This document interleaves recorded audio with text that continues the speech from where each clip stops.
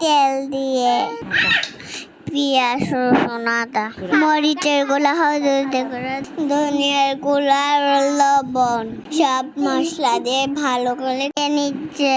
কষানো শেষ হলে মাংস আলুগুলা দিয়ে দিবে। আলুগুলা ভালো করে কষিয়ে নেবে। এগুলো সিদ্ধ হওয়ার পর্যন্ত রান্না করে নেবে। এগুলা রান্না করা শেষ। এবার মাংসগুলা তুলে নিবে। সব মাংসগুলা তুলে চালগুলা ঢেলে দিবে। কিছুটা মটরশুঁটিও দিয়ে দিবে। চালগুলা মশলার সাথে ভেজে নেবে। ভাজা হয়ে গেলে গরম পানি ঢালে দিবে। 1 চামচের মতন বিরিয়ানি মশলা দিবে আর একটু লবণ দিয়ে 10-15 মিনিট দমে রাখবে। ভালো থাকবেন। আসসালামু আলাইকুম।